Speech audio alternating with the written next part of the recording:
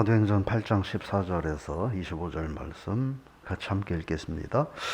예루살렘에 있는 사도들이 사마리아도 하나님의 말씀을 받았다 함을 듣고 베드로와 요한을 보내매 그들이 내려가서 그들을 위하여 성령 받기를 기도하니 이는 아직 한 사람에게도 성령 내리신 일이 없고 오직 주 예수의 이름으로 세례만 받을 뿐이더라.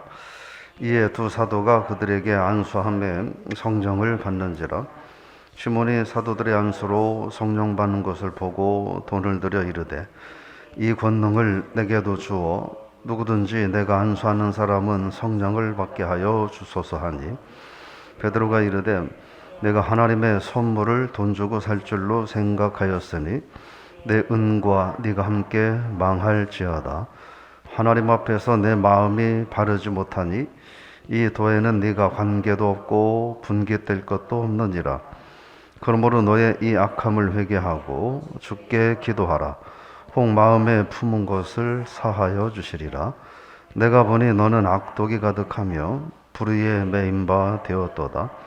시몬이 대답하여 이르되 나를 위하여 주께 기도하여 말한 것이 하나도 내게 임하지 않게 하소서 하니라.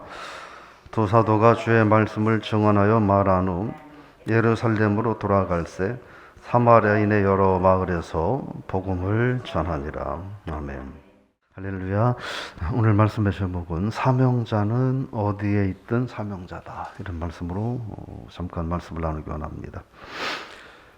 빌립 집사를 통해서 하나님의 위대한 역사가 일어나고 또 예루살렘 교회 핍박이 오므로 사도들을 제외한 많은 사람들이 사방으로 흩어졌고 그들이 가는 곳마다 복음을 전하고 빌립이 사마리아에서도 복음을 전했다 하는 겁니다. 오늘 본문은 사마리아에서도 많은 사람들이 복음을 듣고 예수님을 믿는다라는 이야기를 듣고 오늘 보면 베드로와 요한을 보냈다 이렇게 말합니다.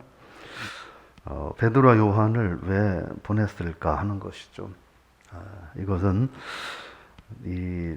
그 사마리아 지역에 복음이 전거된다 하는 이야기가 너무나 기쁜 소식이어서 그래서 사마리아 선교가 어떻게 돼가고 있나도 좀 보고 그리고 빌립을 좀 도와주기 위해서 베드로와 요한이 파송받은 것이다 이렇게 생각을 해보면 무난할 것 같습니다. 근데 보면 그들이 16절에 보면 성령 내리신 일이 없고 주 예수의 이름으로 세례만 받을 뿐이더라 이렇게 말을 하고 있습니다. 그러니까 이 부분이 뭐 많은 사람들이 바라보는 관점이 좀 다른데 그 대부분의 학자들의 견해에 의하면 17절에 보면 사도가 안수함에 성령을 받았다 이렇게 말하고 있어요. 그래서 이런 현상들은 아마 초대교회의 하나의 일시적인 현상들이 아니었을까 그렇게 얘기를 하고 있습니다. 물론 그렇지 않았을 수도 있습니다. 그렇지 않았을 수도 있는데 많은 학자들은 이 부분을 해석하기를 초대교회에 일시적으로 있었던 현상이었을 것이다 이렇게 보는 거예요. 그러면서 보는 뭘 보고자 하냐면 그걸 보는 거예요. 주 예수의 이름으로만 세례를 받을 뿐이었다. 그런데 우리가 앞으로 되돌아가 보면 빌립도 성령이 충만한 사람이었습니다. 그래서 그가 집사로 세움을 받았고 근데 빌립이 왜 사마리아에서 복음을 전하면서 성령의 세례를 받는 안수는 하지 않았을까 하는 거예요.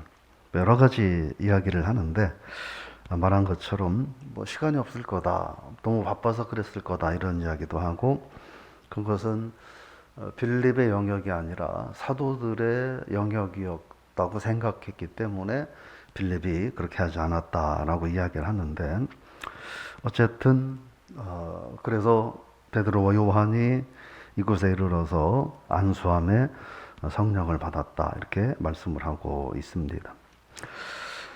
그러면서 그 18절 말씀에 보면 같이 읽어볼까요? 시몬이 사도들의 안수로 성령 받는 것을 보고 돈을 들여 이르되 그 권능을 내게도 달라. 시몬이라고 하는 사람이 예수 믿었다 이렇게 앞에서 이야기를 했습니다. 근데 가만히 보니까 사도들이 안수하니까 사람들이 성령의 충만함을 받는 걸 봤어요. 그러면서 시몬이 이제 돈을 내놓으면서 그 능력을 나한테도 팔아라. 한마디로 이런 이야기를 쭉 한 겁니다. 그래서 그게 19절, 20절, 21절, 22절까지 쭉 이야기가 이제 그 이야기를 하고 있습니다. 우리가 여기서 뭘 볼 수 있냐면 전혀 다른 모습들을 볼 수 있는 거예요. 빌립은 어떻게 보면 그가 자기에게 주어진 곳 핍박을 받아서 사마리아로 도망쳐 나왔지만 거기에서도 복음을 증거하고 또 어떻게 보면 집사로서의 복음 증거의 영역과 사도들의 영역이 확실히 다르다는 걸 깨닫고 자기의 질서를 지켜가는 그런 모습을 보이고 있는 반면에 시몬이라고 하는 존재는 교회 안에 들어왔음에도 불구하고 돈으로 모든 걸 해결하려고 하는 그런 모습을 볼 수 있습니다. 그래서 그 권능을 내게도 달라, 팔아라 이런 이야기예요. 그러니까 20절에서 읽어보겠습니다. 20절 베드로가 이르되 네가 하나님의 선물을 돈 주고 살 줄로 생각하였으니 내 은과 함께 망할지어다. 20절에 보면 내 마음이 바르지 못하다. 이 뒤에는 내가 관계도 없고 분깃 될 것도 없다. 네가 교회에 들어와 있다고 하지만 너는 물질 만능이 우선인 물질 숭배자이다라는 책망을 하는 거예요. 그래서 우리가 여기에서 이게 초대교회에 일어나 사마리아에서 있었던 일이다라고만 치부할 수 없는 것이 어쩌면 이 부분은 오늘날 우리들의 삶과도 밀접한 부분이 있기 때문에 그렇습니다. 그건 뭐냐? 물질 만능주의라고 하는 거예요. 우리도 하나님을 신뢰하고 하나님을 믿고 있지만 그런데 어쩌면 시몬과 같이 그냥 그보다는 물질 만능주의가 더 우리들의 삶을 사로잡고 있지 않는가. 그런데 22절 말씀을 좀 볼 필요가 있습니다. 읽어볼게요. 그러므로 너의 이 악함을 회개하고 주께 기도하라. 혹 마음에 품은 것을 사하여 주시리라. 시몬에게 있는 이 물질 만능주의를 베드로와 요한은 뭐라고 정의하냐면 악한 것이다 라고 정의해요. 그리고 나서 그 다음에 회개하라 라고 정의합니다. 결국 뭐예요? 악하다 그러니까 회개하라. 이거는 죄라는 얘기인 거예요. 물질로 하나님의 은혜를, 하나님의 은사를 선물로 구할 수 있다라고 생각하는 사고방식은 물질 만능주의인데 그건 죄라는 거예요. 하나님 앞에 회개해야 된다 하는 거예요. 그러면서 22절 뒤에 보면 혹 마음에 품은 것, 물질 만능주의의 사고방식을 사하여 주시리라. 그 죄를 사하여 주시리라. 혹 마음에 품은 것을 사하여 주시리라. 이 말은 또 해봤자 소용없어. 안 될 거야. 나도 모르겠다. 이런 말이 아니라 이 말은 그거예요. 네가 회개하느냐 하지 않느냐에 따라서 하나님이 용서하시느냐 용서하시지 않느냐가 달려있다라는 의미입니다. 혹 마음에 품은 것은 사하여 주시리라. 그런데 결국 이 말은 뭐예요? 네가 회개해야 된다라고 하는 걸 강조하는 거예요. 근데 24절입니다. 읽어볼까요? 시몬이 대답하여 이르되 나를 위하여 주께 기도하여 말한 것이 하나도 내게 임하지 않게 하소서 하니라. 네. 지금 22절에서 분명히 네가 회개해야만 사함 받는다라고 얘기하는데 뭐라고 말해요? 네가 내 대신 좀 회개해달라라고 얘기를 하는 거예요. 네가 내 대신 회개해달라. 이 모습을 보면서 이 빌립 그리고 베드로와 요한 그리고 시몬 이 각각 다른 사람들의 모습을 봐요. 빌립 어느 곳에 있든지 성령 충만하고 복음 증거를 감당해야 할 사명자로 어딜 가든지 복음을 증거하고 베드로와 요한도 예루살렘에서 그리고 사마리아에서 복음을 증거하면서 사명을 감당하는 모습을 우리가 보게 되고, 시몬, 이제는 예수 믿는다고 말은 하지만 여전히 세상적인 가치관에 물질 만능주의에 완전히 사로잡혀서 심지어 회개마저도 다른 사람에게 돈을 주고 시킬 수 있다고 생각하는 그런 어리석은 모습을 우리가 발견하게 됩니다. 그러면서 25절 말씀입니다. 읽어볼까요? 두 사도가 주의 말씀을 증언하여 말한 후 예루살렘으로 돌아갈새 사마리아인의 여러 마을에서 복음을 전하니라. 베드로, 요한이 이 사마리아에서 이 빌립의 복음 전도 현황을 잘 보고, 그리고 다시 이제 확인하고 돌아가면서 돌아가는 길에도 뭐 했느냐? 복음을 전했다. 이렇게 말하고 있습니다. 빌립을 보든 베드로와 요한을 보든 우리가 생각할 수 있는 건, 사명자는 어디에 있어도 사명자다.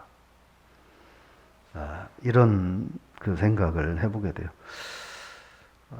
사명자는 교회에 있을 때만 사명자고, 직장에 나가면 사명자가 아니고, 세상에 나가면 사명자가 아니고, 이게 아니라 사명자는 교회에 있든 선교지에 있든 복음 전도의 현장에 있든 직장에 있든 어디에 있든 사명자는 사명자다라고 하는 걸 우리가 한번 되돌아보면서, 저와 여러분들이 내가 어디에 있든 오늘 또 하나님의 나라의 거룩함을 드러내는 사명자라는 사실을 잊지 않고 살아가는 삶이 될 수 있기를 부탁을 드리고 축복합니다. 그걸 잃어버리지 않고 살아가는 게 그게 신앙인이고, 그걸 잃어버리지 않고 항상 인식하고 살아가는 게 그게 신앙인이 가져야 할 자존심인 거죠. 흔한 말로 아무 쓰잘데기 없는 자존심 가지고 하나님의 사명의 자리에서 부끄러운 모습으로 행하고, 또 직장에서도 그럴 수 있잖아요. 아주 부끄럽고 하지 않아야 될 어리석은 행위들을 하고, 때로는 가정이나 친구 관계나 또 사람과의 관계에서 아무 쓸데없는 자존심을 가지고 문제를 심각하게 만들고 스스로를 피폐하게 하는 이런 모습들은 옳지 않다. 그래서 베드로와 요한이 사명을 또 다 감당하고 돌아가는 길에도 그들은 복음을 전했다 하는 거예요. 그러니까 사명자는 사명자다 하는 거예요. 오늘 저와 여러분들이 우리들의 삶의 현장에서 살아가면서 그냥 누가 뭐라 하든 그냥 저와 여러분들은 있는 곳에서 사명자는 사명자다 하는 이 사실을 잊지 않고 오늘 하루를 살아감으로 저와 여러분 까닭에 하나님 기뻐하시는 그런 복된 한 날이 되시기를 주의 이름으로 부탁을 드리고 축복합니다. 하나님, 오늘 하루 우리가 말씀을 통하여 사명자는 핍박을 받아서 도망을 쳤든 아니면 또 내 사명을 감당하러 파송을 받았든 그 일을 마치고 돌아가는 길이든 사명자는 사명자임을 저희들이 발견합니다. 오늘 하루 우리들의 삶이 어느 곳에 있든지 내가 사명자임을 기억하고 사명자임을 인식하고 그 삶을 살아가게 하여 주옵소서. 그 삶이 신앙인으로서의 긍지고 그 삶이 진정한 신앙인의 자존심일 줄로 믿습니다. 오늘 하루 내가 주어진 자리에 사명을 감당함으로 신앙인의 긍지와 자존심을 잘 지켜가는 하루가 되게 하여 주옵소서. 우리 교회가 그런 성도들로 가득 넘쳐나게 하여 주시옵소서. 예수님의 이름으로 감사하며 기도드리옵나이다. 아멘.